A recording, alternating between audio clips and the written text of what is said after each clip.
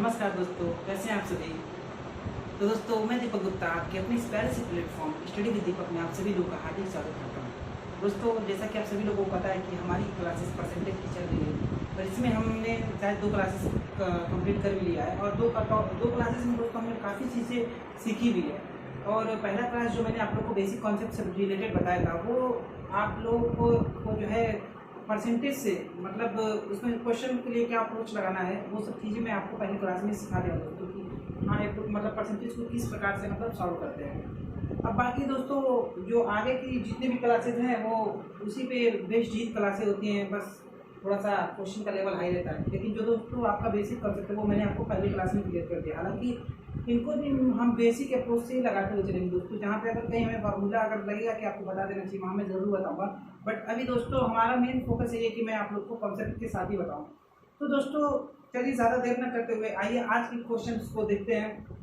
और हाँ दोस्तों, आप सभी लोगों से मेरा एक रिक्वेस्ट है दोस्तों कि कृपया करके इस चैनल को ज़्यादा से ज़्यादा लोगों में शेयर कीजिए, क्योंकि दोस्तों आप लोगों के लिए काफ़ी ज़्यादा प्रयास किया जा रहा है। तो दोस्तों आप लोगों का भी एक कर्तव्य होना चाहिए कि आप लोग भी इस चैनल को ज़्यादा से ज़्यादा अपने भाइयों में या फिर उन लोगों में जो लोग तैयारी कर रहे हैं उन लोगों में शेयर करें। तो दोस्तों चलिए ज़्यादा बात नहीं करते हुए चलिए आते हैं क्वेश्चन नंबर फर्स्ट की साइड। देखते हैं कि क्वेश्चन नंबर 1 क्या क्या कह रहा है। दोस्तों ये क्वेश्चन जो है, इस तरह के क्वेश्चन काफ़ी ज़्यादा देखने को मिलते हैं। जैसे इसमें दोस्तों ये आयत से रिलेटेड मैंने इस क्वेश्चन को नोट किया है। इसमें दोस्तों आयत हो जाता है, फिर कभी कभी वृत्त से रिलेटेड क्वेश्चन रहता है, उसको भी इसी प्रकार से करते हैं। हालांकि चलिए पहले मैं इसको बता देता हूँ आयत को वाला कैसे करते हैं। दोस्तों ये एक तरह का टाइप ही है, इसमें भी देखेंगे तो इस तरह काफ़ी ज़्यादा क्वेश्चन देखने को मिलते हैं। तो दोस्तों इसको हम सबसे पहले आपको बेसिक से लगाना बताते हैं कि किस प्रकार से लगाएंगे। जैसे दोस्तों यहाँ पे दे रखा है आयत की लंबाई में 10% की वृद्धि कर दे रहे हैं और चौड़ाई में 20% की कमी कर दे रहे हैं। दोस्तों सबसे पहले मैं आपको इससे पहले एक चीज़ और बताना चाहता हूँ दोस्तों कि आयत का पहले आप लोगों को क्षेत्रफल पता होना चाहिए कि आयत का क्षेत्रफल क्या होता है। आयत का क्षेत्रफल क्या होता है, क्योंकि दोस्तों अगर आपको आयत का क्षेत्रफल ही नहीं पता होगा तो आपको ये लगाने में थोड़ा दिक्कत होगा। तो आयत का क्षेत्रफल बराबर क्या होता है दोस्तों, लंबाई गुणे चौड़ाई। क्या होता है दोस्तों, लंबाई गुणे चौड़ाई। हालांकि दोस्तों ये जो है आपके मेंसुरेशन का एक पार्ट है, क्षेत्र विधि जिसको कहते हैं, जिसको आगे चलकर हम पढ़ने वाले हैं। बट परसेंटेज में भी इससे रिलेटेड सवाल आते हैं तो हमको पढ़ना ये भी ज़रूरी है, क्योंकि दोस्तों ये भी एक परसेंटेज में बहुत इंपॉर्टेंट रोल प्ले करता है। तो दोस्तों इसका क्षेत्रफल होता है आयत का लंबाई गुणे चौड़ाई। दोस्तों अगर हो सकता है कुछ हमारे मित्र एकदम बिल्कुल नए हो तो उनको मतलब ये भी उतना कंफर्म नहीं हो रहा होगा।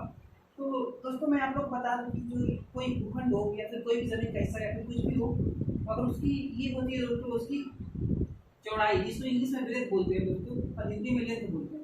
हिंदी में इसको दोस्तों यल और इसमें बी यूज कर रहा हूँ। तो ये दोस्तों आपकी लंबाई होगी ये चौड़ाई। तो जब इसका और इसका आपस में मल्टीप्लाई कर देंगे दोस्तों तो यही निकाल के आता है आयत का क्षेत्रफल। दोस्तों ये चीज़ तो मैंने आप लोगों को बता दिया, हालांकि ये बस मैंने आपको बेसिक जानकारी के बताया, क्योंकि सवाल बताने से पहले मुझको ये बताना जरूरी था। जैसे दोस्तों मैं एक बार लिख रहा हूँ, इसका मैं क्या लिखा था, एल गुणे बी। एल गुणे बी, ठीक है दोस्तों, आयत का क्षेत्रफल इक्वल टू एल गुणे बी। आइए दोस्तों देखते हैं, ये बोल रहा है कि आयत की लंबाई में 10% की वृद्धि कर दिया और चौड़ाई में 20% की कमी कर दी। कहने का मतलब ये है दोस्तों कि पहले आयत का कुछ भी क्षेत्रफल कुछ भी लंबाई रहा होगा तो वो लंबाई में अभी क्या कर रहा है, प्रेजेंट में 10% की इंक्रीमेंट कर रहा है। बाद में और बाकी क्या कर रहा है दोस्तों, उसकी जो चौड़ाई होती है उसमें डिक्रीज कर रहा है। कितना से 20% से, कितना से 20% से तो क्या कर रहा है, लेस कर रहा है, माइनस कर रहा है या फिर कम कर रहा है। तो दोस्तों जैसा कि मैं आपको बोलूँ, अगर मैं आपको इसको दोस्तों बेसिक से बताना चाहूँ तो दोस्तों आप जैसे लंबाई को मान लीजिए, जैसे आयत का एक लंबाई है, मान लीजिए कि ये आयत है। तो दोस्तों आपसे मैंने हमेशा बोला कि परसेंटेज के क्वेश्चन में जब भी कुछ मानना हो तो आपको 100 मान लीजिए, क्योंकि 100 एक ऐसी संख्या है जिसका कुछ भी मान निकालेंगे दोस्तों तो वो उतना ही आता है। इसलिए 100% के चक्कर में दोस्तों आपको अधिकतर सवालों में 100 मान लेना ही पड़ेगा, क्योंकि वहाँ से क्वेश्चन थोड़ा लगाना ईजी हो जाता है। दोस्तों आप मान लीजिए कि इसकी लंबाई चौड़ाई 100 ही 100 है। मान लीजिए आयत की लंबाई चौड़ाई 100 ही 100 है। अब दोस्तों ये कह रहा है कि आयत की लंबाई में 10% की वृद्धि कर दी। यानी दोस्तों अगर मेरी पुरानी लंबाई चौड़ाई 100 है तो मैं ये कह कि दोस्तों पुराना मेरा क्षेत्रफल क्या हो जाएगा, पुराना हमारा क्षेत्रफल क्या हो जाएगा दोस्तों, 10,000 हो जाएगा। अगर मैं पुराना क्षेत्रफल की बात करूँ, पुराना क्षेत्रफल की बात करूँ दोस्तों तो ये हो जाएगा 10,000। अब दोस्तों ये कह रहा है कि लंबाई में 10% की वृद्धि कर दी जाए। अब मैं दोस्तों आपको परसेंटेज निकालना नहीं सिखाऊंगा, क्योंकि अगर आप डायरेक्ट तीसरी वीडियो से देख रहे हैं दोस्तों, तो आपको जो है थोड़ी सी दिक्कत होगी। इसलिए दोस्तों मैं आप लोगों से बार बार ये विनती करता हूं दोस्तों कि आप लोग कृपया करके प्लेलिस्ट में शुरू से वीडियोस को देखते आए। अगर आप पहला वीडियो नहीं देखें तो तीसरा वीडियो में मैं बार बार आप लोगों को परसेंटेज नहीं बताऊंगा दोस्तों किस प्रकार से निकालते हैं। तो इसलिए दोस्तों मैं आपको यहाँ पे डायरेक्ट बता रहा हूँ कि लंबाई में अगर 10% की वृद्धि कर रहे हैं तो 10% की वृद्धि दोस्तों, और ये लंबाई है और यहाँ चौड़ाई है, ये बी, तो लंबाई में 10% यानी 100 का 10% कितना होगा दोस्तों? मैं आप लोग को ऑलरेडी बता चुका हूँ कि 10% के लिए क्या करते हैं, एक स्थान पे दशमलव लगा दीजिए, वो 10% होता है दोस्तों। यहाँ पे एक स्थान पे दशमलव लगाएंगे तो हो जाएगा 10, यानी दोस्तों मैं ये कहूंगा कि इसमें कितना वृद्धि हो गया, 10 का वृद्धि हो गया। यानी अगर ये पहले 100 था तो अभी कितना हो जाएगा दोस्तों, 110 हो जाएगा। पहले अगर 100 था तो अभी कितना हो जाएगा, 110 हो जाएगा। अच्छा दोस्तों, अगर ये कह रहा है कि 10% की वृद्धि कर दे, तो 10% का वृद्धि का मतलब कि दोस्तों अगर ये अपने आप में 100%, जैसा कि मैंने आपको हर वीडियो में बताते आ रहा हूँ दोस्तों कि कोई भी संख्या अपने आप में 100% होती है। अगर पहले वाली संख्या की अगर मान 100 है यानी 100 है, तो जाहिर सी बात है कि वो संख्या भी अपने आप में 100% ही होगी। और तो दोस्तों अगर अपने आप में 100% है वो संख्या, तो अगर 10% की वृद्धि कर रहे हैं यानी उस संख्या को कितना परसेंट बनाना पड़ेगा, हमको 110% बनाना पड़ेगा। तो आप डायरेक्ट 100 का 110% निकाल सकते थे दोस्तों, तो आपका वहां भी मान क्या आता है, 110 ही आता, क्योंकि 100 का जितना भी परसेंटेज निकालेंगे उतना ही आएगा। तो खैर दोस्तों, हमने निकाल लिया कि इसका जो है लंबाई में कितना आ गया मान, 110 आ गया। बोलता है दोस्तों कि चौड़ाई में 20% की कमी कर दिया। अच्छा ठीक है, अच्छी बात है, चौड़ाई में 20% की कमी कर दिया। तो चौड़ाई हमारा पहले से कितना मान रखे हैं दोस्तों, 100, तो हमारी चौड़ाई में कितनी कमी हो गई, 20% का मतलब 20 यानी कि हो गया 80। तो दोस्तों अब हम देख रहे हैं कि इसमें मल्टीप्लाई करने पे हमारा कितना जाएगा, 11/88, 11/88। अब देख रहे हैं दोस्तों कि हमारा जो है पहले का क्षेत्रफल कितना था, 10,000 था, और प्रेजेंट में कितना हो गया दोस्तों, 8800 हो गया। पहले हमारा क्षेत्रफल था 10,000, अभी प्रेजेंट में हो गया 8,800 हो गया। तो दोस्तों यहाँ पे हमको ये देखना है कि पहले से और अभी में क्या चेंजेज आया है। तो सबसे पहले तो दोस्तों आपको ये बताना पड़ेगा, सॉरी दोस्तों, सबसे पहले आपको ये बताना पड़ेगा दोस्तों कि इसमें हुआ क्या है। अगर मान लीजिए यहाँ पे ऑलरेडी लिख के आया है कि कमी हुई है, अगर आपको यहाँ कमी भी नहीं दिया होता सर, तो बोलते हैं क्षेत्रफल में क्या परिवर्तन हुआ है। तो सबसे पहले आप ही बताएंगे दोस्तों कि अगर पहले 10,000 था तो अभी 8800 हो गया, तो ये क्या हुआ है, इंक्रीमेंट हुआ है या फिर डिक्रीज हुआ है दोस्तों मान। तो आप जाहिर सी बात देखेंगे दोस्तों कि ये मान जो है पहले से कम हुआ है। तो सबसे पहली बात तो ये आपको बताना होगा कि ये क्या हुआ है, तो हाँ इसका मान कम ही हुआ है। अब हमको परसेंटेज में मान अगर निकालना है दोस्तों, तो परसेंटेज में अभी हमको अंतर निकालना पड़ेगा। दोनों का अंतर कितना हो जाएगा दोस्तों, दोनों का अंतर हो जाएगा दोस्तों 88 2 90 1200, कितने हो गया दोस्तों, 1200। अब देखिए दोस्तों 1200 बटा में कौन सा मान रखते हैं दोस्तों, जिससे हमको कंपेयर करना है। कंपेयर किससे करना है, मान इसी से तो कम हुआ है, ऊपर वाले से कम हुआ है ना दोस्तों। जिससे हमको कंपेयर करना होगा, जिससे हमको चेक करना होगा, उसी को हम नीचे रखते हैं दोस्तों। तो ये हो गया दोस्तों 10,000, और इनटू में क्या करते हैं दोस्तों 100 इनटू में। तो दोस्तों जब इसको आप काट रहोगे 1 2 3 4 1 2 3 4, तो आप क्या कहेंगे दोस्तों कि हमारे मान में कितना परसेंट की कमी आई है, 12% की। यानी मैं कहूंगा दोस्तों कि अगर मैं लंबाई में 10% की वृद्धि करता हूँ, चौड़ाई में 20% की कमी करता हूँ, तो हमारा क्या होता है, क्षेत्रफल में ओवरऑल 12% का क्या होता है, डिक्रीज होता है, डिक्रीज होता है दोस्तों। 12% क्या होता है, कम होता है। 12% क्या होता है दोस्तों, कम होता है। अच्छा दोस्तों, क्या हम इसको किसी और तरीके से भी लगा सकते हैं, हाँ जरूर दोस्तों लगा सकते हैं, इसकी कई सारे फार्मूले भी आते हैं। बट दोस्तों ये आपको बेसिक चीज है, अगर आपको कुछ भी नहीं समझ में आया तो इस हिसाब से लगाइए बेसिक आपको, हालांकि इसमें बहुत ज्यादा टाइम नहीं लगेगा। और दोस्तों ये मान आप कुछ भी मान सकते हैं, जरूरी नहीं कि 100 ही मानेंगे तभी आएगा दोस्तों, इसको 10 भी मान सकते हैं, कोई भी आपका मान उतना ही आएगा। बस में 100 इसलिए मानते हैं दोस्तों कि अगर कभी कभी दशमलव में ज्यादा मान आने लगता है अगर, तो वहां पे दिक्कत हो जाता है दोस्तों। ऐसा नहीं है कि आप भी अगर मैथ के क्वेश्चन को सॉल्व करने लग जाएंगे तो आपको आइडिया लग जाएगा कि वहां पे कितना मान मानना सही रहेगा। जैसे यहाँ पे 10 मानते दोस्तों, तो यहाँ पे 10% की वृद्धि करता। अगर यहाँ पे 10, जैसे मैं आपको एक बार चेक करके बताते रहा हूँ दोस्तों, अगर आपको लग रहा होगा कि नहीं ऐसे मान 100 मानो तो ही है, ऐसा कुछ नहीं है दोस्तों। जैसे यहाँ पे अगर मैं मान 10 मान रहा हूँ, 10 × 10 मान लिया, मान लीजिए बोल रहा है कि 10% की वृद्धि कर दी, तो दोस्तों 10% का 10 का कितना होगा, 10% 1 हो जाएगा, एक स्थान पे दशमलव लगाएं, तो ये हो गया दोस्तों 11, और बाकी ये कितना हो गया दोस्तों 20% की कमी, यानी हो गया 8। यानी यहाँ से हम बोले दोस्तों ये 100 हो गया और यहाँ से हो गया 11/88। अब हमको डायरेक्ट साफ साफ मालूम चल रहा है दोस्तों कि अंतर कितने का है, 12 का है। और फिर हमको 100 से देखना पड़ेगा कि 100 कितना परसेंटेज का अंतर है दोस्तों। जैसा कि मैं आपको बताया कि 100 का जितना भी परसेंटेज होगा, जितना भी परसेंट निकालेंगे उतना ही आएगा। यानी अगर 12 देखूंगा तो 100 का कितना परसेंट है दोस्तों, तो कितना आएगा, 12 ही आएगा। तो दोस्तों इस हिसाब से आप ये चीज प्रूव होती है कि यहाँ पे मान आप कुछ भी मान सकते हैं। इस प्रकार से दोस्तों आप बेसिक मेथड से इसको लगा सकते हैं। हालांकि दोस्तों इसको करने के कुछ और भी तरीके जरूर हैं, उन तरीकों से भी इनको लगा सकते हैं। जैसे दोस्तों इस सवाल को मैं रेशियो मेथड से भी आपको बताता हूँ, रेशियो मेथड से इस सवाल को कैसे कर सकते हैं, क्योंकि रेशियो मेथड भी लगाने का एक बहुत ही कारगर तरीका है दोस्तों। जैसे दोस्तों ये बोल रहा है कि 10% की लंबाई में वृद्धि कर दी। अच्छा दोस्तों 10% का मान कितना होता है, जैसा कि मैंने आपको फ्रैक्शन वैल्यू ऑलरेडी रखवा चुका हूँ, 1/10 होता है। अब बोला है दोस्तों, तो दोस्तों 1/10 का मतलब क्या हुआ, ये बोल रहा है कि मान में वृद्धि हुई है, यानी ऊपर वाला क्या करेंगे दोस्तों, प्लस करेंगे, यानी पहले 10 था तो अभी कितना हो गया, 11 हो गया। पहले 10 था तो अभी कितना हो गया, 11 हो गया। बोल रहा है दोस्तों कि चौड़ाई में 20% की कमी करनी पड़ी। 20% का मान कितना होगा दोस्तों, 20% का मान हो जाएगा दोस्तों 1/5, 1/5, यानी पहले 5 था तो अभी दोस्तों क्या हो रहा है, इसमें कमी हो रहा है, तो ऊपर वालों को क्या करेंगे, इस कंडीशन में माइनस करेंगे। इसमें मैं प्लस कर रहा था और इसमें माइनस कर रहा था, क्यों कर रहा था, क्योंकि ये 10% क्या हो रहा है दोस्तों, वृद्धि हो रहा है। यानी कि वृद्धि का मतलब दोस्तों होता है, वृद्धि का मतलब होता है बढ़ना, वृद्धि का मतलब होता है दोस्तों बढ़ना, क्या होता है दोस्तों, बढ़ना। वृद्धि का मतलब होता है बढ़ना, और कमी का तो डायरेक्ट लिखा ही है कमी। तो दोस्तों जब वृद्धि होता है तो ऊपर वालों को ऐड करते हैं, यानी पहले 10 था तो अभी 11 हो गया। अब यहाँ पे दोस्तों कमी हो रहा है, यहाँ पे कमी हो रहा है 20% का, तो यहाँ पे क्या करेंगे, माइनस करेंगे, यानी 5 से क्या हो गया दोस्तों, 4 हो गया।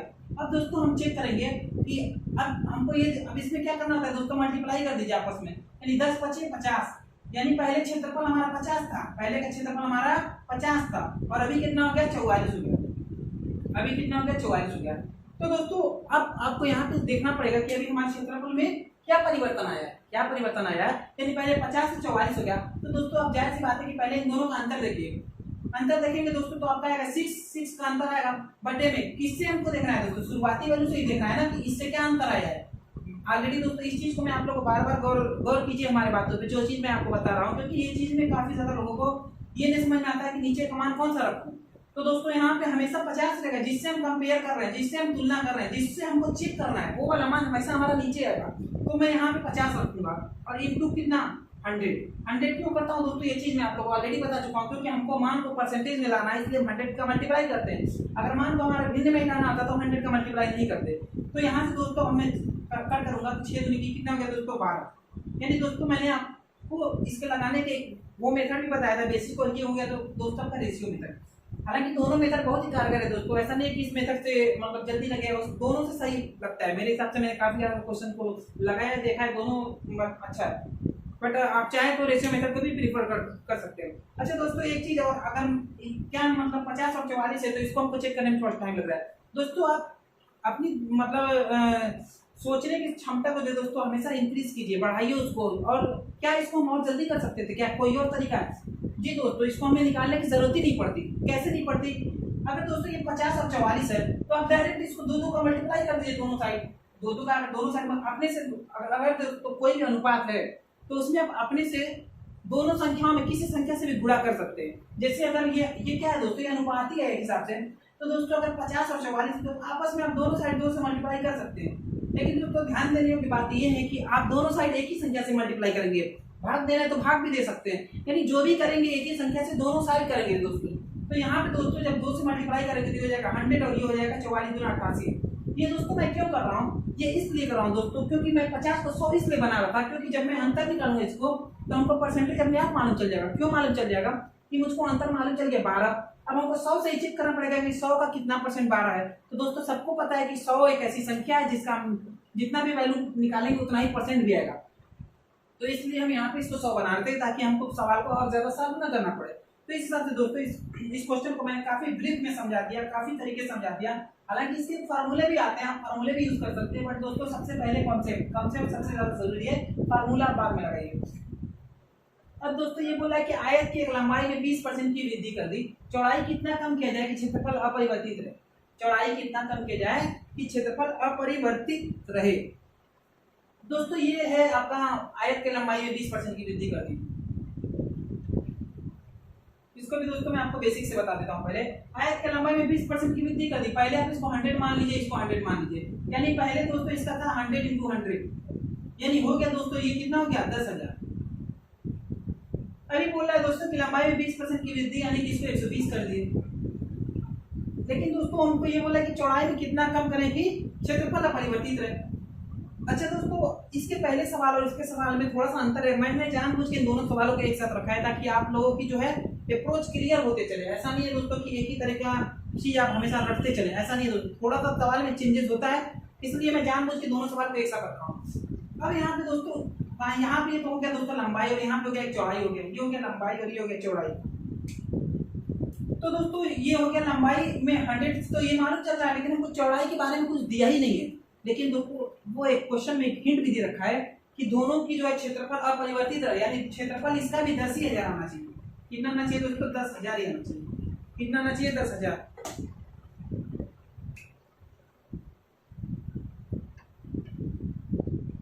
तो दोस्तों ये बताइए कि अगर आपको यहाँ पे यहाँ का मान नहीं मालूम है तो आप मान यहाँ का निकाल सकते हैं, यही निकाल सकते हैं। जब आपको इधर की वैल्यू पता है तो आप मान क्यों नहीं निकाल सकते दोस्तों? इसके लिए क्या करना पड़ेगा दोस्तों? आपको जो है ये यहाँ पे मान लीजिए अगर यक्स है, आप थोड़े समय के लिए मान लीजिए कि यहाँ की मान में यक्स है, तो यक्स का मान आपको निकालना होगा, तो कैसे निकालेंगे दोस्तों? ये 10,000 ये इधर है और ये चला जाएगा भाग में, क्योंकि दोस्तों जैसा कि आप सभी लोगों को पता है कि अगर हमको पक्षांतर करना होता है गुणनफलों का तो वो नीचे जाता है, हमेशा भाग में जाता है। तो 10,000 आगे कितना हो जाएगा दोस्तों? 120 हो जाएगा। जब इसको आप कट कर रहे होंगे तो ये कितना हो जाएगा? 1000/12। इसको और आसानी से काटेंगे दोस्तों तो ये हो जाएगा आपका 4 से अगर इसको काटेंगे तो ये हो जाएगा 250, 25 चौको 100 और बटे में 3। यानी दोस्तों अभी इसका मान कितना आ गया? 250 बटे में 3। यानी दोस्तों मैं ये कहूंगा कि इसका जो है अभी से क्षेत्रफल कितना आ गया दोस्तों? क्षेत्रफल कितना आ गया? 250 बटे में 3। इसको दोस्तों अगर और आप आसान करना चाहेंगे तो और आसान कर सकते हैं, जैसे 3/24 हो गया और 1 10 3 3 के 9, फिर एक बचेगा 10 3 3 के 9, यानी दोस्तों ये आपका 33.3333 ही जाएगा। तो जो जब दोस्तों किसी संख्या का दशमलव के बाद रिपीटिशन होता है, यानी ये बार-बार पुनरावृत्ति होता है, तो हम क्या दिखाते हैं सर? उस पे क्या करते हैं? उसको बार से दिखाते हैं। यानी अगर इस पे बार लगा दें, किसी संख्या पे आकर दोस्तों दशमलव के बाद आप बार लगा दिए, इसका मतलब ये हुआ कि दोस्तों ये संख्या हमेशा पुनरावृत्ति यानी ये हमेशा रिपीट होगी। यानी कि अगर इसको बार को हटाना चाह रहे हैं तो ये बार बढ़ता है 3 3 3 3 और ये पता नहीं कितना 3 है, हमें नहीं पता। इसलिए दोस्तों हम कितना इसको लिखें, इससे बढ़िया है कि हम इसको 1 3 लिख के उसके ऊपर बार लगा दे रहे हैं। यानी इसका मतलब ऑटोमेटिक समझना चाहिए हमें कि इसका मतलब है कि ये 3 का बार बार क्या हो रहा है? रिपीटिशन हो रहा है। तो दोस्तों यहाँ पे अब हमको मालूम चल गया कि यहाँ पे हमारी मान क्या हो गया? 83.3। अब दोस्तों जब हमको ये मालूम चल गया कि 83.3 है, यानी पहले हमारा 100 था, अभी हमारा 83.3 हो गया, यानी कि 83.3 हो गया। तो दोस्तों अब ये बताइए आप कि अगर पहले 100 था हमारा चौड़ाई, अभी हो गया 83.3, तो कितना हमारा ये क्या हो रहा है? पहले ये बताइए कि चौड़ाई में जो है कमी हो रही है, ज्यादा हो रहा है? जैसे इसमें दिया है कि नहीं चौड़ाई कितना कम, यहाँ पे भी दे दिया है दोस्तों कि कम हो गया। ठीक है, अगर मान लीजिए आप कुछ भी नहीं क्रम दिया होगा तो सबसे पहले आपको तो यही मालूम करना था कि कम हुआ कि ज्यादा हुआ है। तो दोस्तों आप देखिए पहले का मान कितना था? 100 था, अभी कितना हुआ? 83.3 हो गया। तो जाहिर सी बात है कि ये क्या हुआ है? माइनस हुआ है, यानी डिक्रीज हुआ है। डिक्रीज हुआ है तो कितना डिक्रीज हुआ है? तो उसको 100 में से 83 आप माइनस करेंगे दोस्तों तो कितना जाएगा? 16.6 100 माइनस 83.3 करेंगे दोस्तों तो ये आ जाएगा आपका 16.7। यानी जब इसको 7 ये हो जाएगा 17 और 83 90 100, तो यानी दोस्तों ये कितना हो जाएगा? 16.7। अच्छा दोस्तों क्या हमको ये निकालना पड़ेगा क्या कि ये कितना परसेंट का डिक्रीज हो रहा है? नहीं निकालना पड़ेगा। क्यों नहीं निकालना पड़ेगा दोस्तों? क्योंकि आप हमको मालूम है कि 100 है और 100 से हमको चेक करना है कि 100 का कितना परसेंट 16.7 है, तो हमें ये निकालना ही नहीं पड़ेगा दोस्तों, क्योंकि 100 का जब हम 16.7% निकालेंगे तो हमारा मान उतना ही आएगा। यानी हम इसको कह सकते हैं दोस्तों कि हमारा जो है कितना परसेंट का डिक्रीज करना पड़ेगा? तो 16.7% का हमको क्या करना पड़ेगा दोस्तों? डिक्रीज अगर मैं कर दे रहा हूँ वैल्यू, तो हमारा क्या हो जाएगा दोस्तों? मान जो है हमारा क्या हो जाएगा? अपरिवर्तित, यानी कि हमारा क्षेत्रफल दोनों कंडीशन में 10,000 ही रहेगा, लेकिन हमको क्या करना पड़ेगा? चौड़ाई को कम करना पड़ेगा। कितना कम करना पड़ेगा? तो 16.7% को कम करना पड़ेगा। तो इस प्रकार से दोस्तों इस सवाल को भी आप बेहतरीन तरीके से कर सकते थे। दोस्तों इन दोनों सवाल को मैंने काफी ब्रीफ में समझाया है और मैं आशा करूंगा कि इसको आप लगा लेंगे।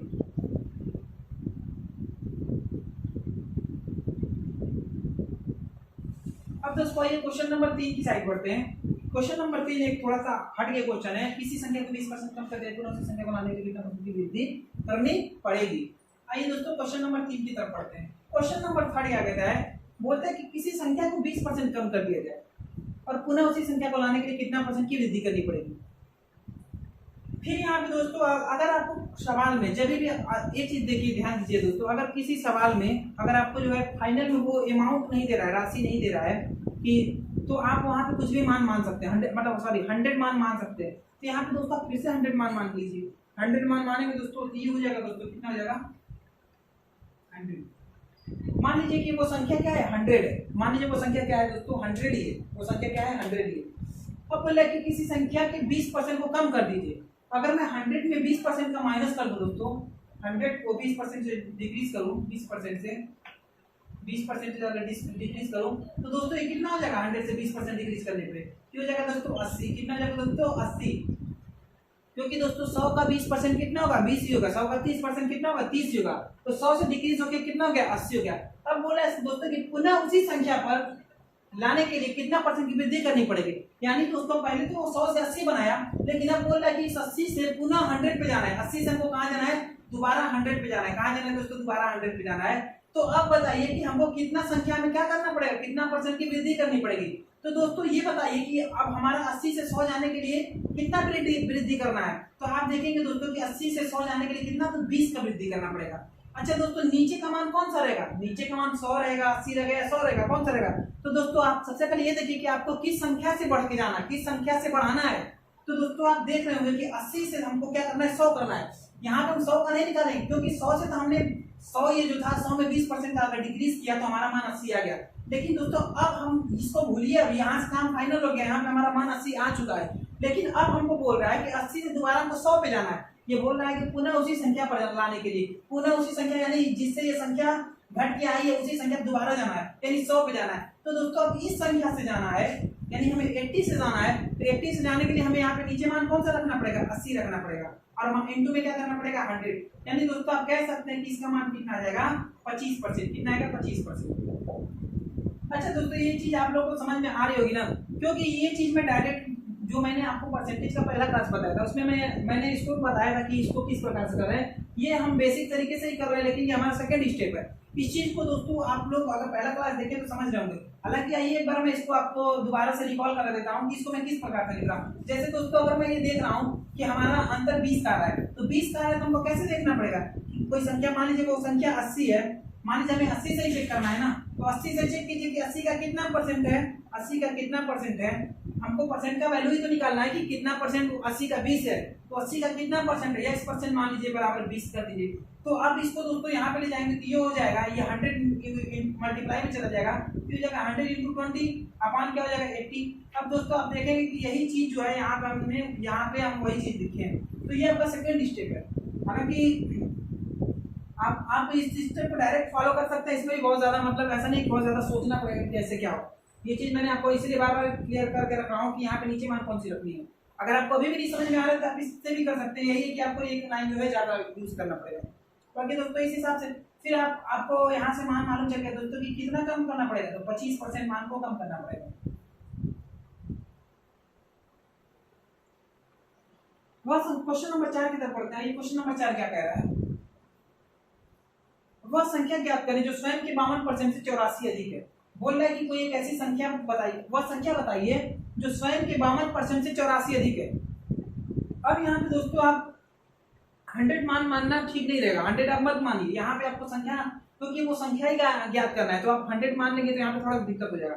तो यहाँ पे दोस्तों क्योंकि यहाँ पे ये बोल चुका है कि वो 84 अधिक है, इसलिए आप 100 नहीं मान सकते, क्योंकि हो सकता है वो मान, आपको क्या पता कि वो मान 84 अगर अधिक बता रहा है तो वो मान 2000 है कि पता नहीं कम ही है या फिर ज्यादा है, कितना है 2000 है, 100 है, 500, ये तो आपको पता नहीं है कि उसमें 84 अपने से ऐड कर दीजिए। अपने से कुछ भी मान लेंगे दोस्तों और 84 ऐड करेंगे उसमें, तो फिर आंसर तो गलत ही आना है। अपने से आप कुछ भी मान लीजिए और उसमें ये भी दे रखा है 84। तो दोस्तों जब भी क्वेश्चन में कोई ऐसा एक वैल्यू दे दे कि इतना उसमें जोड़ना है या फिर कोई भी एक वैल्यू दे दे तो आप वहाँ पे 100 नहीं मानिएगा। तो दोस्तों यहाँ पे बोला है कि वह संख्या क्या है जो स्वयं के 52% से 84 अधिक है। मान लीजिए दोस्तों कोई एक संख्या x है, क्या है, एक संख्या x है। अब बोल रहा है कि x स्वयं के 52% से 84 अधिक है, यानी दोस्तों इसका 52% आपको निकालना होगा तो कैसे निकालेंगे, x का 52% निकालना होगा तो दोस्तों आप कैसे निकालेंगे, x का 52/100, यही तो होगा x का 52%। तो दोस्तों जब इसको आप काट रहे होंगे दोस्तों तो आप इसको कह सकते हैं, इसको आप कह सकते हैं, या फिर इसको रहने दीजिए दोस्तों, काटिए मत, बाद में देखते हैं आगे जो पड़ेगा तो काट लेंगे। x का 52/100 है तो x गुणे 52/100 अब बराबर कितना हो जाएगा दोस्तों 52x/100। तो दोस्तों ये हमारा x का 52% है। अब ये सवाल क्या कह रहा है कि वह संख्या ज्ञात करें जो स्वयं के 52% से 84 अधिक है। यानी स्वयं के 52% से 84 अधिक है। यानी ये संख्या जो है, यानी दोस्तों अगर इस संख्या में से अगर इसका ये 52 x अपान 100 को अगर माइनस कर देते हैं तो ये कितना है 84। यानी यही तो कहना चाह रहा है कि वह संख्या ज्ञात कीजिए जो स्वयं के 52% से 84 अधिक है। यानी स्वयं के 52% से 84 अधिक है। तो दोस्तों यानी उन दोनों वो संख्या और उस संख्या का 52% दोनों का अंतर ही तो 84 होगा। वही तो कह रहा है कि वह संख्या ज्ञात करें जो स्वयं के 52% से 84 अधिक है। स्वयं के 52% से यानी वो संख्या और उस संख्या का 52% दोनों का अंतर कितना हो गया 84%। उसी चीज को दोस्तों मैंने यहाँ पे लिखा है। जब इसको आप हल करेंगे दोस्तों तो ये आपका एलसीएम लेंगे तो कितना हो जाएगा, ये हो जाएगा 100x और माइनस 52x और अपान 100 ही हो जाएगा और बराबर 84। अब दोस्तों जब आप 100x में से 52x को घटाएंगे तो कितना आएगा, इसको मैं ऊपर कर दे रहा हूँ। जब इसको आप घटा रहे होंगे दोस्तों तो 100 में से 52 जाएगा तो कितना हो जाएगा 48x। कितना हो जाएगा 48x और बराबर ये 100 उधर चला जाएगा तो हो जाएगा 84 गुणे 100 यानी 8400। अब दोस्तों जब इसको आप काट रहे होंगे तो 12 से काट लीजिए। 12 चौक 48, 12 चौक 12 चौक 48 और 12 5 7 5 6 72 12 7 84 यानी कि ये हो जाएगा 700। तो x का मान कितना हो जाएगा दोस्तों 700 बटे में 4।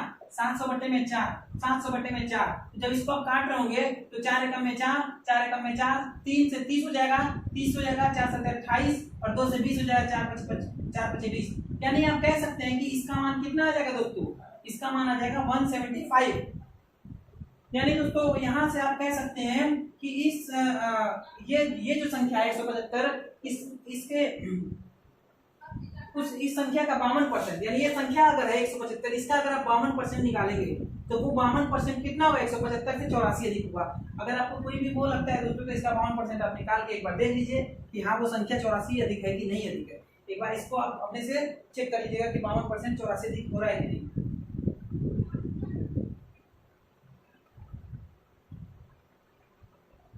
क्वेश्चन नंबर 4 के बाद क्वेश्चन नंबर 5 की तरफ बढ़ते हैं। तब तक दोस्तों आप क्वेश्चन को पढ़ते रहिए। क्वेश्चन नंबर 5 क्या कह रहा है। क्वेश्चन नंबर 5 क्या कह रहा है दोस्तों कि एक कक्षा में 60% छात्र हिंदी में तथा 45% छात्र संस्कृत में सफल होते हैं। दोस्तों इस सवाल को बताने से पहले मैं आप लोगों से विशेष आग्रह करूंगा कि इस सवाल को आप जो है बहुत ही बिल्कुल ध्यान से देखिए, क्योंकि ये सवाल सबसे ज्यादा इंपॉर्टेंट सवाल है। सबसे ज्यादा अभी तक मैंने जितने सवाल कराए हैं उनमें सबसे ज्यादा इंपॉर्टेंट सवाल है। और इस तरह के सवाल जो है आपको प्रश्न परीक्षाओं में देखने को बहुत ज्यादा ही मिलते हैं, क्योंकि इस प्रकार के सवालों में थोड़ा सा मतलब जो छात्र जो हमारे भाई हैं उनको थोड़ा सा दिक्कत होता है। तो इसलिए दोस्तों आप लोग इसको जो है बिल्कुल ध्यान से देखिए। और इस क्वेश्चन को मैं वेन डायग्राम की मदद से बताऊंगा, क्योंकि इस क्वेश्चन को वेन डायग्राम की मदद से मैं आपको ज्यादा अच्छे तरीके से समझा सकता हूँ। इसलिए मैं इस क्वेश्चन पे वेन डायग्राम, और मैं आपको भी सजेस्ट करूंगा कि इस तरह के सवालों को जब भी आप लगाएं तो उसमें वेन डायग्राम का ही यूज करें। तो दोस्तों आइए क्वेश्चन नंबर 5, जिसको मैं अब तक का जितना मैं आपको सवाल कराया हूँ सबसे इंपॉर्टेंट बोल रहा हूँ, तो इस चीज को मैं आपसे ये भी कहूंगा कि आप इसको कृपया करके ध्यान से देखें। दोस्तों इसमें आप सबसे पहले 2 डायग्राम बनाइए, 2 गोला बनाइए। अब ये गोला आपको क्या दर्शा रहा है दोस्तों, ये एक गोला, ये तो ये जो है दोस्तों एक स्वतंत्र गोला, ये स्वतंत्र है इतना हिस्सा, ये भी स्वतंत्र है। लेकिन दोस्तों ये जो हिस्सा है ये हिस्सा वो हिस्सा है जिसमें इसका भी हिस्सा जा रहा है और इसका भी हिस्सा जा रहा है। यानी मैं ये कह सकता हूँ कि ये ऐसा पार्ट है, मान लीजिए इस गोले को मैं ए बोलूँ, इसको मैं बी बोलूँ, तो मैं ये कह सकता हूँ कि ये वाला पार्ट जो है ये इसमें ए भी है और इसमें बी भी है। ये चीज आप कह सकते हैं ना दोस्तों, क्योंकि अगर मान लीजिए इस गोले में ये गोले का भी हिस्सा है, तो मान लीजिए ये वाला गोला जो यहाँ पे जो ए है वो ए और बी इसमें दोनों हो गया इंक्लूड। तो दोस्तों आपको सबसे पहले इस ऐसे सवाल में क्या करना पड़ेगा, दो ऐसा डायग्राम बनाइए। चलिए मैं इसको दोबारा कर देता हूँ।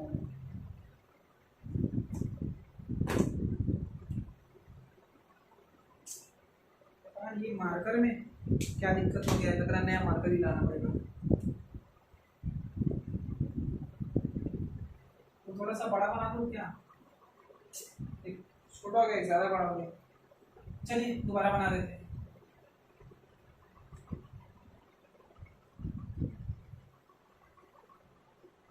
आइए दोस्तों देखते हैं, एक कक्षा में 60% छात्र हिंदी में, 45% छात्र संस्कृत में सफल हुए। यानी एक हिंदी के सब्जेक्ट है, एक संस्कृत का सब्जेक्ट है। यदि सब्जेक्ट का मतलब विषय है, यदि उनमें 25% छात्र दोनों विषयों में पास होते हैं, अच्छा दोस्तों यहाँ पे देखिए इसके कहने का क्या तात्पर्य है।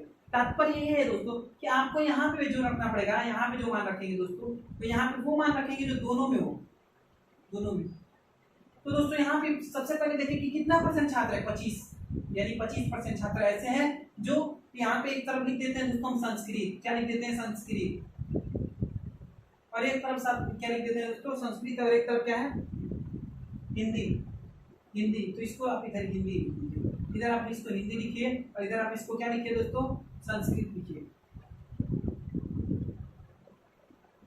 अब दोस्तों ये बताइए कि क्या बोल रहा है कि हिंदी में 60% छात्र ऐसे हैं जो पास हो गए। तो ये बताइए दोस्तों अगर हिंदी में 60% छात्र पास हुए हैं तो क्या यहाँ पे 60 मान में रखूंगा, यहाँ पे 60 मान रखूंगा, यही कहना चाह रहा हूं दोस्तों कि हिंदी में 60% छात्र पास हो गए। अब आप इसको एक बार अपने अंतर मन से देखिए दोस्तों और सोचिए कि क्या ये मैंने जो लिखा है वो सही लिखा है। अगर हिंदी में 60% छात्र पास हुए दोस्तों तो ये जो छात्र हैं 25 मैंने लिखा है, इसमें भी तो हिंदी के छात्र हैं 25%, यानी दोस्तों इस हिसाब से तो मैं देखूं तो बोलूं कि 60% छात्र इधर है और 25%, यानी इस हिसाब से तो मैं बोलूंगा कि 85% टोटल ऐसे छात्र जो हिंदी में पास हैं। लेकिन ये सवाल ने क्या कह रखा है दोस्तों कि केवल कहाँ क्या सवाल 60% छात्र ही हिंदी में सफल हुए। तो दोस्तों हमें यहाँ पे 60% मान नहीं रखना पड़ेगा, यहाँ पे हमको कौन सा मान रखना पड़ेगा दोस्तों, आप जो भी मान दे रहेगा उसमें से आप पहले इसको 25 को माइनस कीजिए, यानी 60 में से जब 25 को माइनस करेंगे दोस्तों तो आप कहेंगे कि कितना हो जाएगा दोस्तों 25 35 हो जाएगा, यानी कि 35% छात्र हैं जो हिंदी में पास है। अब इन दोनों का सॉरी दोस्तों जब इन दोनों का ऐड करेंगे तो आप कहेंगे कि 35 5 40 और 20 60, यानी 60% छात्र हमारे क्या हो गए, ये 60% छात्र क्या हो गए दोस्तों हिंदी में पास हो गए। अब बोल रहे हैं दोस्तों कि संस्कृत में पास कितने हैं 45%, संस्कृत में पास कितने हैं 45%, यानी दोस्तों संस्कृत में अगर 45% पास है तो 25% छात्र ये भी है जो संस्कृत में पास है, यानी कि यहाँ पे हमको कितना मान रखना पड़ेगा 20%। इस चीज पे दोस्तों स्पेशल गौर कीजिएगा, स्पेशल विशेष ध्यान दीजिए कि यहाँ पे 45 नहीं रखेंगे, क्योंकि अगर आप यहाँ पे 45 रखेंगे तो आप खुद इस चीज को एक बार सोचिए, देखिए क्या आप सही कर रहे हैं। अगर यहाँ पे 45 मान रख रहे हैं, 25 तो ऑलरेडी इसमें भी ये वाला हिस्सा भी तो दोस्तों ऐसा पार्ट है जिसमें संस्कृत वाले हैं, इस वाले हिस्से में तो संस्कृत वाले हैं, तो अगर ये 25 है और यहाँ 45 कर देंगे तो ये पूरे गोले का मान कितना हो जाएगा 65%। लेकिन ये पूरा गोला किसका है संस्कृत का है, लेकिन ये बोला कि संस्कृत में कितने छात्र पास होते हैं, टोटल 45% ही पास होते हैं, तो यानी कि इस पूरे गोले का मान हमारा कितना आना चाहिए 45% आना चाहिए।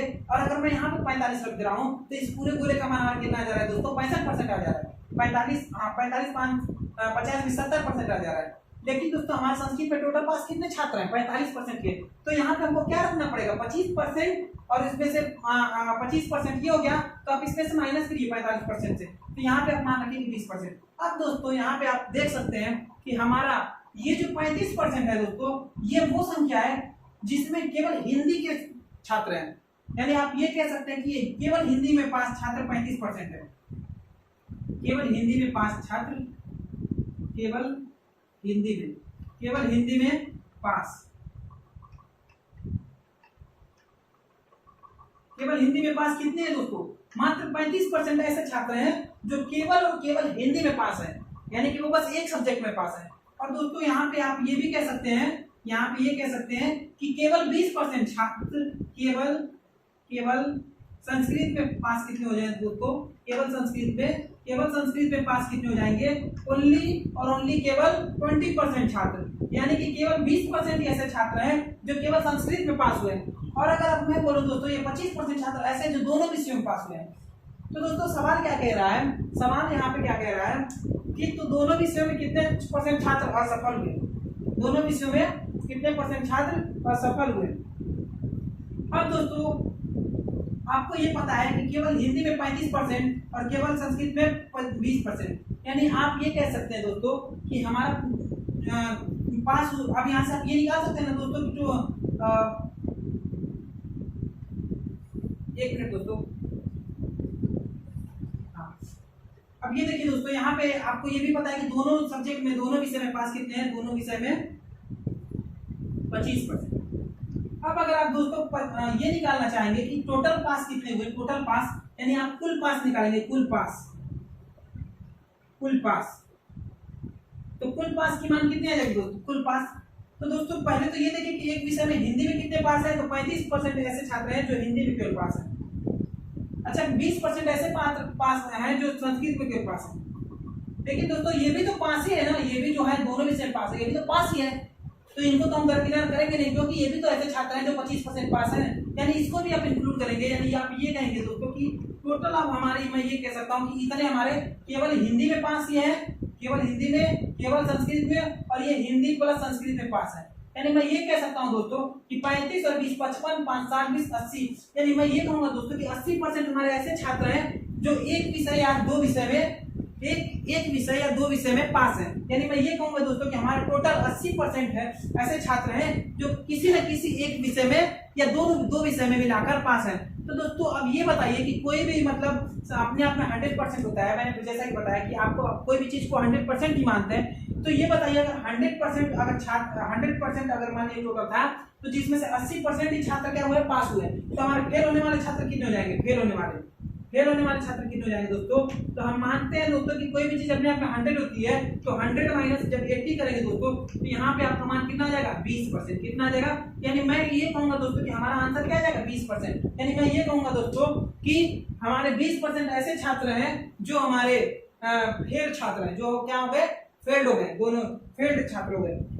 अब दोस्तों यहाँ पे आप लोगों के लिए एक बहुत ही विशेष चीज है जो आपको बतानी है दोस्तों। वेन डायग्राम वाले सवाल में काफी लोग जो है हो सकता है कि काफी लोगों को पता हो वेन डायग्राम के सवाल किस प्रकार से सॉल्व करते हैं, लेकिन दोस्तों इसमें वो ये दिक्कत कर देते हैं वेन डायग्राम के क्वेश्चन में कि अगर मान लीजिए दोस्तों यहाँ पे ये चीज आपको दे रखा हो, यहाँ पे ये चीज दे रखा हो कि 25% छात्र दोनों विषय में पास हुए हैं, और मान लीजिए यहाँ पे दे रखा है कि पास हुए हैं, लेकिन अगर मान लीजिए किसी क्वेश्चन में दे रखा हो कि 25% छात्र दोनों विषयों में फेल हुए हो, तो दोस्तों जब यहाँ पे अगर आपको फेल का परसेंट दिया है, अगर यहाँ पे आपका फेल का अभी यहाँ पे मान लीजिए पास का प्रतिशत दिया है, अगर यहाँ पे फेल का प्रतिशत दिया होता और यहाँ पे अगर मान लीजिए यहाँ पे पास का ही दिया होगा, तो दोस्तों आपको हमेशा वेन डायग्राम में जो आपको वो संख्या वो चीज वो जो ये बताया हो कि ये दोनों विषय में जो है पास है कि फेल है, तो आपको हमेशा अगर पास होगा तो पास पे ही इसको लगाना पड़ेगा।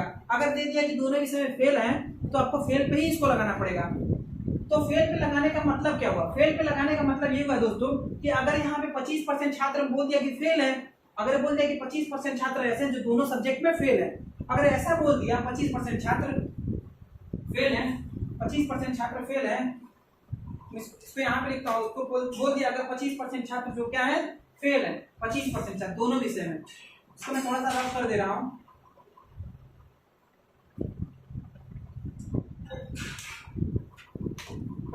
छात्र क्या बोल दिया, दोनों विषय में फेल है, यानी मैं इसको अगर मैं यहाँ पे दर्शाऊं दोस्तों, तो ये अगर मैं बोल दिया कि 25% छात्र दोनों विषय में फेल है, ये क्वेश्चन को मैं थोड़ा सा चेंज कर रहा हूँ, मैं इसी क्वेश्चन में नहीं लगा रहा हूँ, मैं यहाँ पे आपको एक बता रहा हूँ कि अगर क्वेश्चन में थोड़ा सा लैंग्वेज चेंज कर रहा है तो उस क्वेश्चन को हम किस प्रकार से सॉल्व करेंगे। अगर यहाँ पे बोल दिया कि 25% छात्र दोनों विषय में फेल है, तो आपको यहाँ पे फेल का लेना पड़ेगा, और यहाँ पे तो आप फेल ले रहे हैं, रख रहे हैं, तो आपको इन दोनों में फेल का परसेंटेज रखना पड़ेगा, ना कि पास का रखना पड़ेगा। अगर आप पास का यहाँ पे परसेंटेज रख देंगे तो वो क्वेश्चन फिर क्या हो जाएगा, गलत हो जाएगा। और काफी मैक्सिमम लोग जो है यही गलती करते हैं कि यहाँ पे बीच में अगर वो फेल का दिया तो फेल का रखते हैं, लेकिन यहाँ पे आप क्या कर देते हैं, पास का परसेंटेज रख देते हैं, क्योंकि क्वेश्चन हमें बुझाने के लिए पास का ही परसेंटेज देता है। अक्सर सवालों में पास का ही परसेंटेज देता है जो सिंगल देगा, लेकिन जब ये बोलेगा कि दोनों सब्जेक्ट में फेल, दोनों सब्जेक्ट में क्या हुआ है, तो वहाँ फेल बोल देगा। तो आपको सबसे पहले अगर ये दे रखा है कि एक सब्जेक्ट में हिंदी में जो है 60% पास है, लेकिन हमको ये दे रखा है कि दोनों में 25% फेल है, तो आपको यहाँ पे भी फेल का ही परसेंटेज लगाना पड़ेगा। और फेल लगाने के लिए आपको क्या करना पड़ेगा, जैसे यहाँ पे मान लीजिए हिंदी में 60% है, तो आपको इसको क्या, अगर 60% पास है तो आपको अपने से निकालना पड़ेगा कि फेल कितने होंगे। अगर हिंदी में 60% पास छात्र है तो फेल अपने आप आपको पता चल जाएगा कि फेल छात्र हमारे कितने हो जाएंगे, 40%, क्योंकि अगर 60% पास है तो फेल कितने होंगे, 40%, तो आपको 40% से इसको एडजस्ट करना पड़ेगा, और यहाँ पे आप मान लिख रहे 15। और अगर यहाँ पे बोले कि ये 45% छात्र सफल हुए हैं, तो मैं यहाँ पे सफल का ले लूंगा, क्योंकि यहाँ पे दोनों में फेल का ले चुका हूँ, तो इसलिए यहाँ पे भी हमको फेल का लेना पड़ेगा। और फेल का लेने के लिए पहले हमको यहाँ से निकालना पड़ेगा कि फेल कितने छात्र हैं, तो 45% अगर 5 छात्र हैं, फेल कितने हो जाएंगे, 55%, और 55% में से 25% ऑलरेडी मैं लिख चुका हूँ, यहाँ पे कितना लिखूंगा, 30%। तो दोस्तों मैं आपको एक ही क्वेश्चन से 2 क्वेश्चन सॉल्व करा चुका हूँ। इसलिए कराया क्योंकि आपको जो है इस तरह के सवालों में बहुत ज़्यादा उलझाया जाता है, तो आप इस सवालों में जो है इस चीज़ को दोबारा फेस ना करें और आप भी इसी तरह की जो है गलती ना करें कि मतलब यहाँ पे जो आपको दोनों में फेल दे रखा हो और आप इसमें पास का परसेंटेज लगा रहे हो। तो आशा करता हूँ ये क्वेश्चन आपको मतलब अच्छे तरीके से समझ में आया होगा।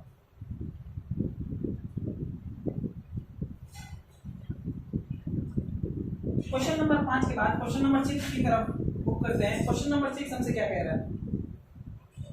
छात्रों के एक समूह में 70% छात्र अंग्रेजी में और 65% छात्र हिंदी बोल सकते हैं, यदि 27% छात्र दोनों में से कोई भाषा नहीं बोल सकते। चलिए दोस्तों, ये क्वेश्चन तो वही क्वेश्चन आ गया जो मैं भी बता रहा था इतने देर से, अपने से डाटा मैं मान के बता रहा था। मैं ध्यान नहीं दिया कि क्वेश्चन मैं ऑलरेडी इंक्लूड कर रखा हूँ। जैसा कि तो दोस्तों मैं हमेशा बताता हूँ कि मैं जो है अक्सर क्वेश्चन को काफ़ी देख के रखता हूँ कि मतलब अगर कोई क्वेश्चन है और उसमें थोड़ा सा भी लैंग्वेज चेंज करके अगर वो उसका मतलब सोल्यूशन दूसरे हिसाब से लगाना होता है, तो मैं कोशिश करता हूँ कि उसको साथ में इंक्लूड करूँ ताकि आप लोग का जो है कॉन्सेप्ट क्लियर होता चले। और मैंने इस क्वेश्चन को नहीं देखा था, इसलिए मैं इस क्वेश्चन पे मतलब अपने से डाटा मान के आपको बता रहा था। तो उस तरह का सेम क्वेश्चन मैं ऑलरेडी लिखा हूँ, तो मैं देखा नहीं। चलिए इसको भी मैं करता हूँ और अच्छी बात है मैंने आपको बता दिया, तो इसको आपको समझाने में ज़्यादा टाइम नहीं लगेगा। तो क्वेश्चन नंबर 6 क्या कह रहा है दोस्तों? क्वेश्चन नंबर 6 में सबसे पहले ध्यान दीजिए दोस्तों, ये बोला कि यदि 27% छात्र दोनों में से कोई भाषा नहीं बोल सकते, यानी दोस्तों यहाँ पे बोला है निगेटिव मान, यानी 27% ऐसे छात्र जो दोनों में से कोई भाषा नहीं बोल सकते हैं। यानी दोस्तों अगर मैं एक बड़ा सा गोला बनाऊं तो यहाँ पे 27% का मान मैंने लिख दिया। अब ये मान किस चीज का मैंने लिखा है दोस्तों? कि कोई भी भाषा नहीं बोल सकते हैं, ये जो है कोई भी भाषा को अंडरस्टूड नहीं कर सकते हैं। तो यहाँ पे आपको ये देखना पड़ेगा, यहाँ पे आप ये देखिए कि 27% छात्र अगर दोनों में कोई भाषा नहीं बोल सकते हैं, तो यहाँ पे आप जो है जो मान किस चीज का दिया है, यहाँ पे बोला है कि 70% छात्र अंग्रेजी में और 65% छात्र क्या कर सकते हैं, 65% छात्र हिंदी बोल सकते हैं। यानी ये वाला जो मान दिया दोस्तों, ये क्या दे रखा है, ये बोलने वाले का दिया है, जबकि मैं यहाँ पे मान क्या रखा हूँ, नहीं बोलने वाले का रखा हूँ। तो इसलिए हमको यहाँ पे मान क्या रखना पड़ेगा, नहीं बोलने वालों का। और नहीं बोलने वाले का मान दिया नहीं है, तो हमको खुद ही निकालना पड़ेगा कि कितने % छात्र नहीं बोल सकते हैं। तो यहाँ पे जैसा कि हमको पता है कि 70% छात्र जो है अंग्रेजी में बोल सकते हैं, तो आप बताइए कि अगर 100% छात्र होते हैं और जिसमें से 70% छात्र बोलने वाले अंग्रेजी, तो कितने % नहीं बोलेंगे? अगर मान लीजिए 100 रुपया है, 100 रुपये में से 70 रुपया जो मैं ले रहा हूँ, तो आपके पास कितना बचेगा, 30 बचेगा। तो उसी हिसाब से आप कह सकते हैं कि अगर 100% टोटल छात्र हैं, जिसमें से 70% छात्र या 70% छात्र अंग्रेजी को बोल सकते हैं, तो कितने % नहीं बोलने वाले होंगे? तो 100 में से 70 घटा देंगे तो आप बोलेंगे कि 30% छात्र, यानी कि 30% छात्र ऐसे होंगे जो अंग्रेजी नहीं बोल सकते हैं, अंग्रेजी नहीं बोल सकते। इधर मैं अंग्रेजी को दिखा रहा हूँ और इधर मैं दिखा रहा हूँ किसको, अंग्रेजी के बाद क्या है, हिंदी है, तो इधर मैं हिंदी दिखा रहा हूँ। अब बताइए दोस्तों कि हिंदी में कितने बोलने वाले दे रखा है, 65% छात्र ऐसे जो हिंदी बोल सकते हैं। अच्छा, अगर 65% बोलने वाले हैं तो नहीं बोलने वाले कितने होंगे? तो नहीं बोलने वाले 100 में से घटाएंगे तो आपका मान आ जाएगा दोस्तों 35%। अच्छा, अब ये बताइए दोस्तों कि क्या हमें यहाँ पे 30% का मान रखना होगा? क्या इधर साइड में 30% और इधर 35% का मान रखूंगा? नहीं, इसलिए नहीं रख सकता हूँ दोस्तों, क्योंकि अगर मैं यहाँ पे 30% का मान रखा तो ये अंग्रेजी नहीं बोलने वाले का टोटल % आ जाएगा 57%, जबकि हमको रखना है कितना दोस्तों, हमको 30% को इसमें एडजस्ट करना है। यानी 30% ऐसी मान है जो पूरे ऐसे 30 पूरे गोले का मान ही 30% है, यानी 30% ऐसे छात्र हैं जो अंग्रेजी नहीं बोल सकते हैं। अगर मैं यहाँ 30 रख दिया तो 57% हो जाएगा।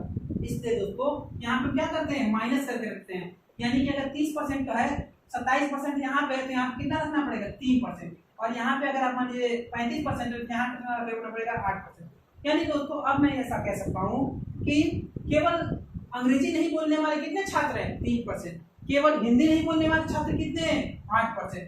केवल दोनों भाषाएं नहीं बोलने वाले छात्र कितने हैं, 27%। अब देखते हैं दोस्तों की क्या क्वेश्चन क्या पूछ रखा है। छात्र दोनों में से कोई भाषा नहीं बोल सकते हैं, तो कितने % छात्र हिंदी बोल सकते हैं? कितने % छात्र हिंदी बोल सकते हैं?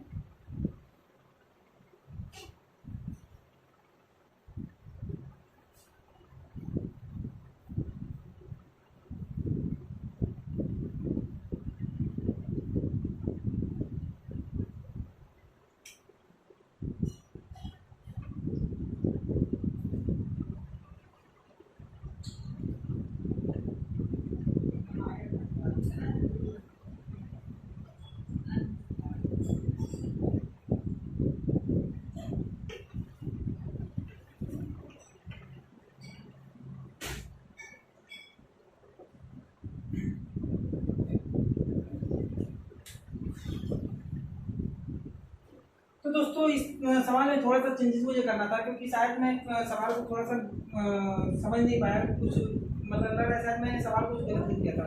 तो दोस्तों यहाँ पे ये है कि तो कितने परसेंट छात्र कोई ना कोई भाषा बोल सकते हैं, ऐसे कितने परसेंट छात्र हैं जो कोई ना कोई भाषा बोल सकते हैं। अब यहाँ पे देखिए दोस्तों, यहाँ पे आपको ये दे रखा है, अब आपको ये पता है कि जो है टोटल ऐसे कितने परसेंट छात्र हैं जो कुछ ना कुछ कोई भाषा नहीं बोल सकते। तो आप यहाँ से निकाल सकते हैं दोस्तों, 3% तो ये हो गया और प्लस 27% ये हो गया। अगर आप ये देखें कि अंग्रेजी नहीं बोलने वाले 3% है, हिंदी नहीं बोलने वाले 8% है और 27% ऐसे जो कोई भाषा नहीं बोल सकते, यानी कि हम दोनों भाषा नहीं बोल सकते। यानी मैं बोलूँ दोस्तों कि 27 और 35 38% ऐसे हैं छात्र जो कोई भी भाषा नहीं बोल सकते, 38% ऐसे हैं जो कोई भी भाषा नहीं बोल सकते।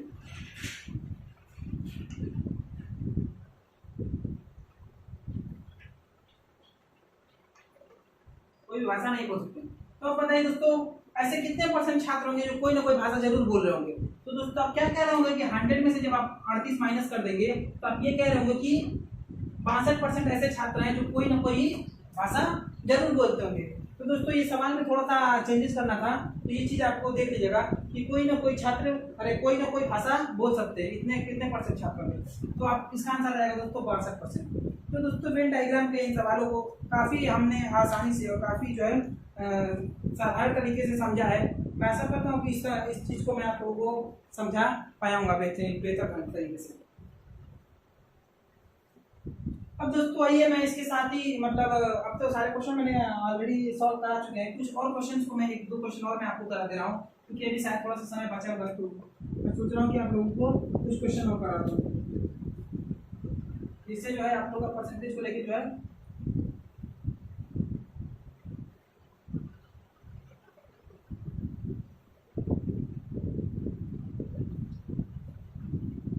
अगर दोस्तों आप लोगों को किसी भी क्वेश्चन में किसी प्रकार का डाउट हो तो कमेंट सेक्शन में आप उसको लिख सकते हैं। मैं आपको उस क्वेश्चन को अगर लगेगा जेन्युइन डाउट है, अगर मुझे को कमेंट लगेगा कमेंट में ही बता सकता हूँ तो मैं बता दूंगा, नहीं तो उस क्वेश्चन को मैं दोबारा किसी नेक्स्ट वीडियो में किसी भी क्लास को अगर मैं पढ़ा रहा हूँ तो ऐसा नहीं है कि अगर आप लोगों को कोई भी डाउट हो तो मैं उसको नहीं बताऊंगा। अगर मैं परसेंटेज क्वेश्चन चैप्टर समाप्त कर चुकाऊंगा तो भी मैं आप लोगों को जरूर बताऊंगा दोस्तों कि वो चीज़ में जिसमें आपको कोई भी दिक्कत आ रही होगी।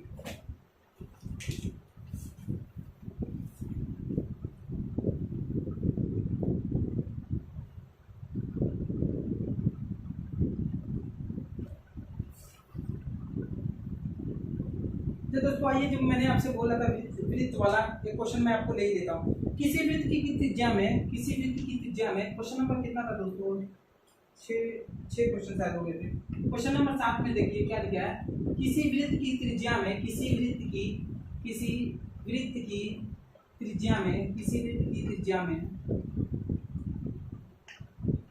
10% की वृद्धि की जाती है।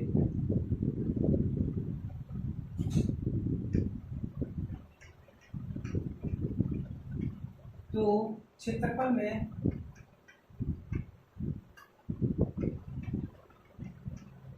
कितना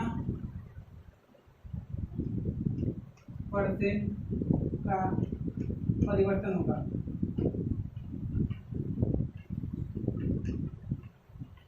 दोस्तों जैसे कि सभी लोगों को पता है कि ये एक वृत्त है और एक वृत्त में क्या होता है, बीच में केंद्र होता है, और जब केंद्र से हम जो है इसकी परिधि को मिला रहे होते हैं तो वो हमारी क्या कहलाती है, आर कहलाती है। और इसी चीज को अगर आप पूरा मिला देंगे दोस्तों, अगर मान लीजिए इसको पूरा मिला देंगे तो क्या कहलाता है, किसी भी वृत्त का क्या कहलाता है, व्यास कहलाता है।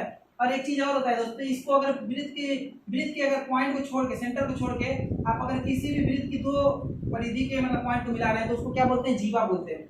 तो दोस्तों हमारा मेन अभी इस क्वेश्चन में आपको मेन चीज ये समझाना है कि वृत्त की त्रिज्या क्या होती है। तो मैंने आपको बता दिया कि वृत्त की त्रिज्या होती है। अब बताना है आपको ये चीज कि वृत्त के क्षेत्रफल क्या होता है। तो वृत्त का क्षेत्रफल दोस्तों होता है, वृत्त का क्षेत्रफल पाई आर स्क्वायर होता है। क्या होता है दोस्तों, पाई आर स्क्वायर। जहाँ पे दोस्तों पाई का मान आपको क्या होता है, पाई का मान क्या होता है 22/7। ये चीज दोस्तों आप लोग को हमेशा पता होनी चाहिए कि पाई का मान क्या होता है 22/7। अब दोस्तों ये सवाल क्या कह रहा है, ये सवाल ये कह रहा है कि किसी वृत्त की त्रिज्या में 10% की वृद्धि की जाती है तो क्षेत्रफल में कितना परसेंट का परिवर्तन होगा।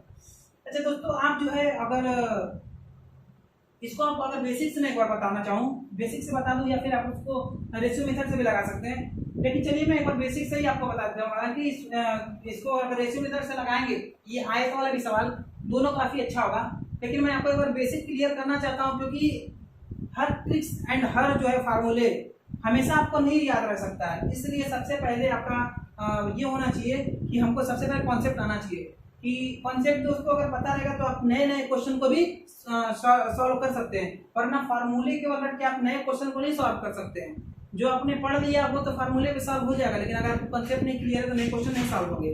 तो आइए दोस्तों इसको हम कॉन्सेप्ट से करते हैं। जैसा कि हमें पता है कि पाई आर स्क्वायर हमारा क्या होता है, क्षेत्रफल होता है पाई आर स्क्वायर। अब दोस्तों आप आर का मान कुछ भी मान लीजिए, आर का मान आप कुछ भी मान लीजिए, मान लीजिए आर का मान 10 है, आर का मान क्या है 10 है। तो अब इसका क्षेत्रफल क्या हो जाएगा दोस्तों, पाई, पाई का मान आप मत लिखिए दोस्तों, ऐसे ही रहने दीजिए, पाई पाई 10 का स्क्वायर हो जाएगा दोस्तों, पाई 10 यहाँ पर अगर आप 10 करेंगे, यहाँ कुछ नहीं लिखा होता है तो दोस्तों क्या होता है गुणे में, यानी 10 का स्क्वायर, यानी यहाँ कहेंगे इसका मान हो जाएगा दोस्तों पाई 100, पाई 100 हो जाएगा। अब बोला है दोस्तों कि पाई अरे त्रिज्या में 10% की वृद्धि करनी है, यानी जो आप 10 मान है इसमें 1% की वृद्धि करनी है, सॉरी 10% की, तो 10% 10 का कितना हो जाएगा 1 हो जाएगा, यानी नया त्रिज्या का मान हमारा क्या हो जाएगा दोस्तों, नया त्रिज्या हमारी 11 हो जाएगा।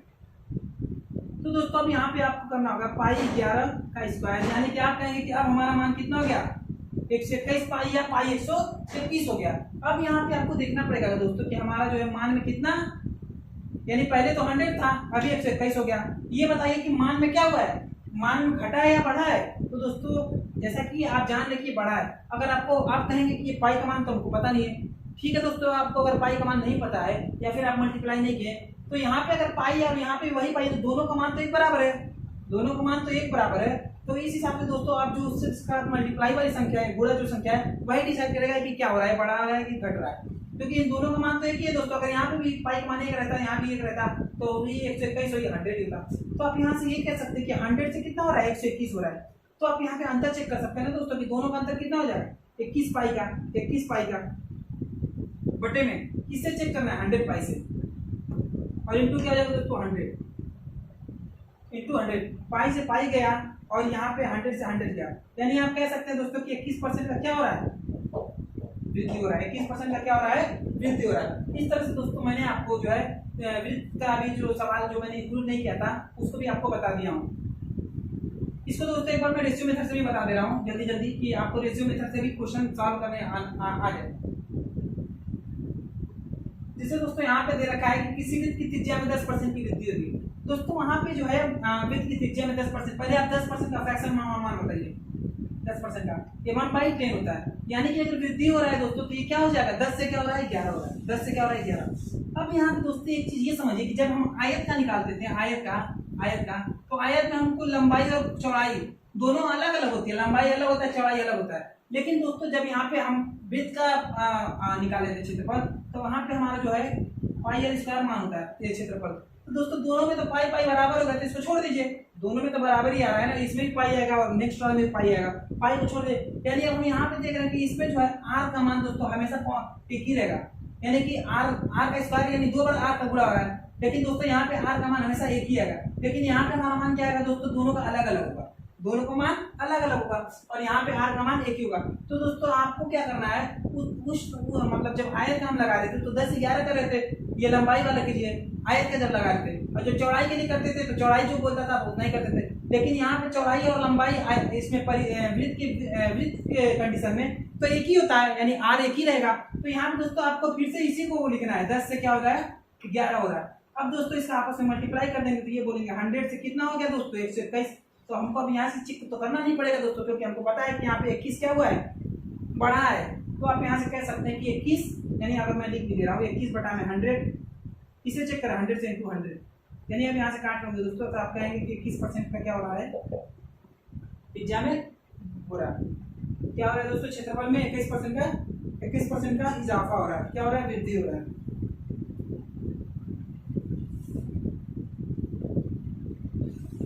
तो दोस्तों आज आपको मैंने काफी सारे क्वेश्चन भी करा लिए हैं, हालांकि आज मैंने आप लोगों को कुछ इंपॉर्टेंट क्वेश्चन भी करा, फिर भी मैं आप लोगों के पास क्वेश्चन ज़्यादा करा दिया, मुझे लगा सर टाइम हो गया है। हालांकि ये क्लासेस अभी तक की मुझे जहाँ तक आशा है 50-55 मिनट की हो चुकी है, लेकिन चलिए मैं देखता हूँ कोई एक और क्वेश्चन आप लोग को एक आध क्वेश्चन और मैं देख ले रहा हूँ।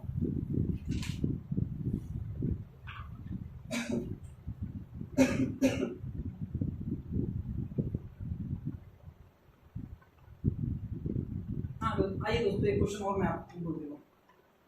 पता नहीं क्यों कोई मार्कर चल नहीं रहा है, बाकी मैंने इंक पहले भी डाल रखा था, बट पता नहीं हो जाता है ये सब दिक्कतें।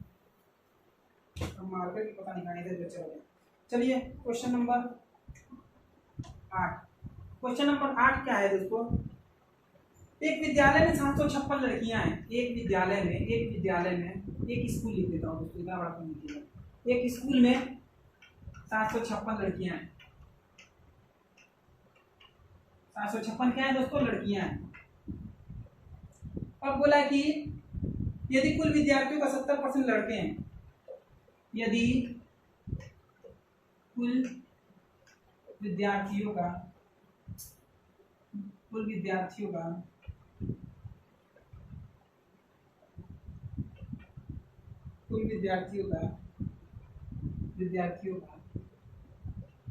70% लड़के हैं,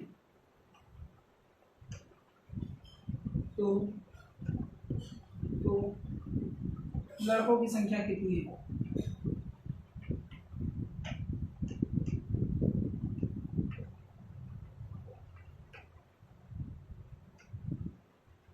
तो लड़कों की संख्या कितनी है?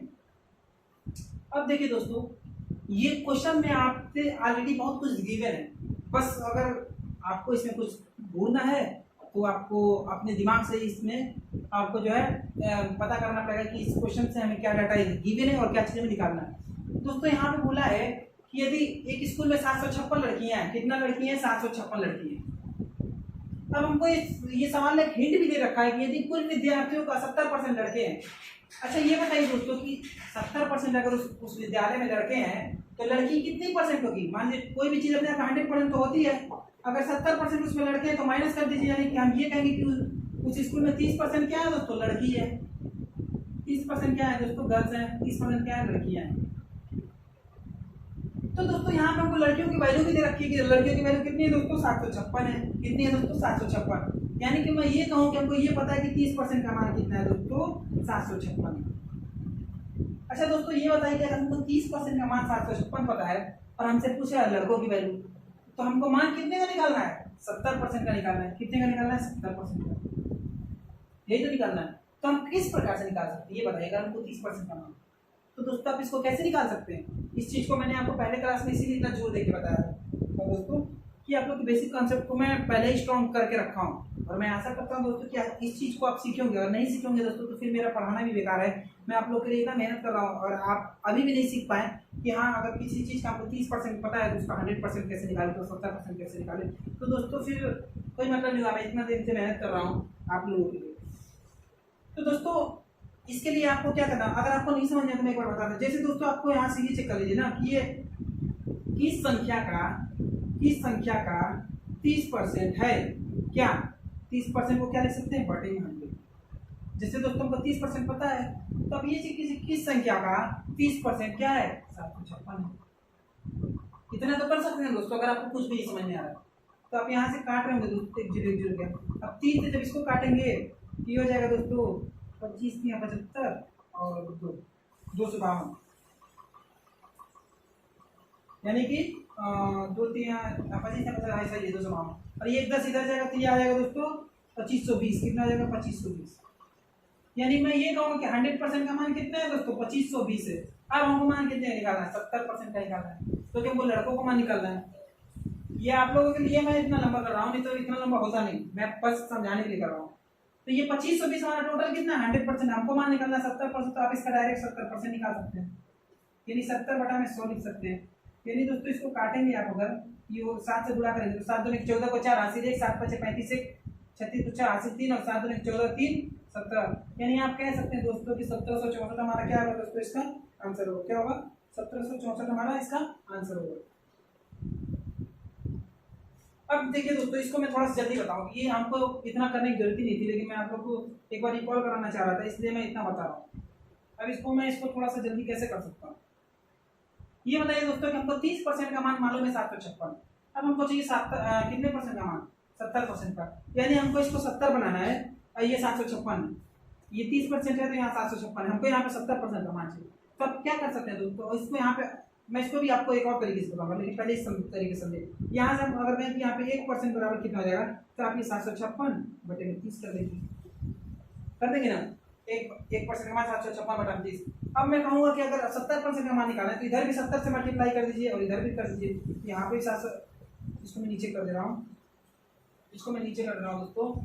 यहाँ पे अगर आपको 70% का मान लिखना है, ये हो जाएगा दोस्तों 70%, यहाँ पे बराबर क्या हो जाएगा 756/30 गुणे 70, 756/70/30। तो दोस्तों यहाँ पे आप काट लोगे तो ये आपका दोस्तों 3 से इसको फिर काटेंगे तो आपका आ जाएगा, इधर काट के लिख देता हूँ, शायद नीचे आपका नहीं आ रहा होगा, 3 से तो ये हो जाएगा 252/7, 252/7, और जब इसको मल्टीप्लाई कर लोगे दोस्तों तो आ रहा होगा आपका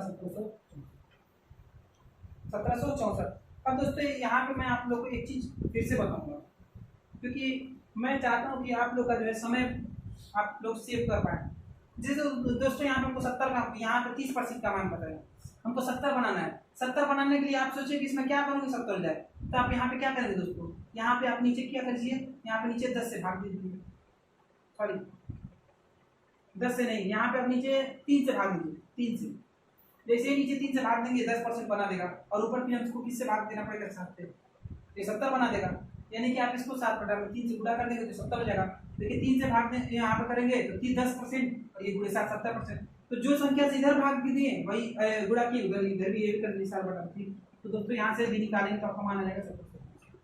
तो दोस्तों ये सब कुछ प्रोसेस है, ये सब कोई पहले से नहीं सीख के आता है, क्वेश्चन आप जैसे ही करेंगे प्रैक्टिस करते रहेंगे ये सब चीज़ें आपको समझ में आती रहेगी। हालांकि इस प्रकार से जो परसेंटेज कमाने में आपको अगली क्लास में जरूर कुछ और बताऊंगा कि कैसे इसको और जल्दी कर सकते हैं, लेकिन आज की क्लासेस दोस्तों इतनी यहीं पर ख़त्म करते हैं क्योंकि काफ़ी देर से क्लासेस चल रही है और ज़्यादा लंबी क्लासेस होना भी ठीक नहीं रहता है।